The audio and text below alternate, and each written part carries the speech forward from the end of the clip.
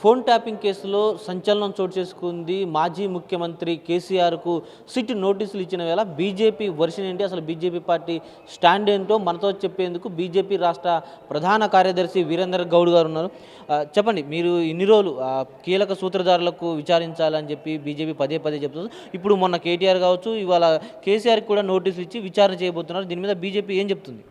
అంటే నాకైతే క్లియర్గా ఏమనిపిస్తుంది, ఇది ఒక మొత్తం మీద ఎలక్షన్స్ వచ్చిన కొద్దిగా ఈ ఎలక్షన్ రిలేటెడ్గానే ఏదో డ్రామాలు చేస్తున్నాడు తప్ప నిజంగానే చిత్తశుద్ధితోని ఈ అటు కేసీఆర్ గారు అప్పుడున్నటువంటి కాంగ్రెస్ వాళ్ళని విచారించాలన్నా, లేదంటే కాంగ్రెస్ వాళ్ళు కేసీఆర్ గారిని కేటీఆర్ గారిని విచారించాలన్నా కానీ కేవలం వాళ్ళకి ఎలక్షన్ టైము, ఎలక్షన్ ముందు అంటే వాళ్ళకి అనుకూలంగా ఉన్నటువంటి సమయంలో ఇట్లాంటి నోటీస్ ఇప్పించడము, దాని మీద మళ్ళీ కాలక్షేపణ చేయడం, ఇది స్టాండర్డ్ ప్రొసీజర్గా అయిపోయింది ఈ కాంగ్రెస్ గవర్నమెంట్కి, ఇంతకుముందు టీఆర్ఎస్ గవర్నమెంట్కి.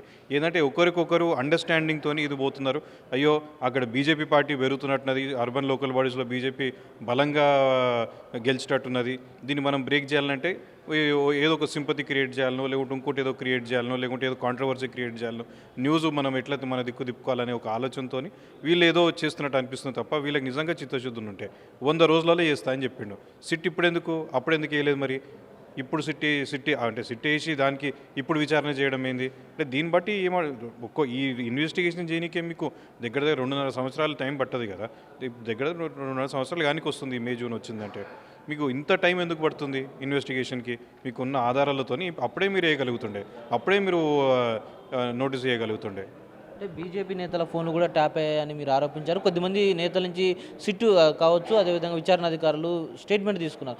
కానీ ఇప్పటి వరకు విచారణల పేరుతో సాగుతుందంటూ మీరు చెప్తూ వస్తున్నారు కదా, ఏం చేయాలని ప్రభుత్వాన్ని డిమాండ్ చేస్తున్నారు? అంటే తప్పు ఎవరు చేసినా వాళ్ళని శిక్షించాలి, అది ఎవరైనా కావచ్చు, దాంట్లో ఎటువంటి అనుమానం లేదు. భారతీయ జనతా పార్టీ ఎప్పుడు కూడా ఆ విషయంలో చాలా క్లియర్గా ఉంటుంది. తప్పు ఎవరు చేసినా కానీ వాళ్ళని శిక్షించాల్సిందే, అది చట్టబద్ధంగా చేయాల్సిందే, ఏదో పగబట్టి చేయడం కాదు. దానికి క్లియర్ కట్గా ఒక ప్రాపర్గా ప్రొసీజర్ ఫాలో అయ్యి దాని ప్రకారంగా ముందుకెళ్ళాలని చెప్పి భారతీయ జనతా పార్టీ ఎప్పుడు కూడా అంటుంది. ఆ సిస్టమ్ ప్రకారం వెళ్ళాలని అంటాం. కాకపోతే ఇట్లా ఇది ఒక ఎన్నికల స్టంట్ లాగా వాడొద్దు అనేది మేము చెప్పేది. ఇటు బీఆర్ఎస్ నోటీసులు అందుకుంటున్న బీఆర్ఎస్ ఏమో ఇది రాజకీయ కక్ష సాధింపుగా చూస్తుంటే ఇందులో రాజకీయాలు లేవంటే అటు ప్రభుత్వం చెబుతుంది, విచారణలో తన భాగం తాను సిట్టు చేసుకోబోతుంది అంటుంది.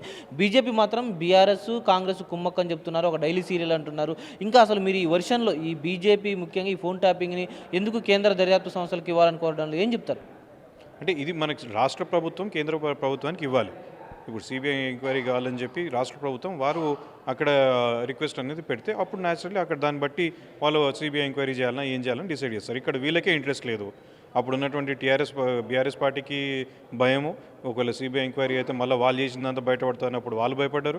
ఇప్పుడు సిబిఐకి ఇచ్చినామంటే వీళ్ళపైన ప్రెజర్ పెట్టి వీళ్ళు పుచ్చుకోవాల్సినటువంటి గురుదక్షిణ వీళ్ళు పుచ్చుకోలేరేమో అని చెప్పి వీళ్ళు భయపడుతున్నారు. అంటే ఈ మున్సిపల్ ఎన్నికల స్టంట్గానే చూస్తారా? ఎందుకంటే నోటిఫికేషన్ కూడా వచ్చింది, ఇప్పుడు నామినేషన్ స్వీకరణ జరుగుతుంది. ఎలా చూస్తారు ఈ కాంగ్రెస్ ప్రభుత్వము ఇటు సిట్టు పోలీసులు ఎవరైతే బీఆర్ఎస్కి నోటీసులు ఇవ్వడానికి? 100% ఇది ఎన్నికల్లో వేస్తున్నటువంటి ఎత్తుగడనే.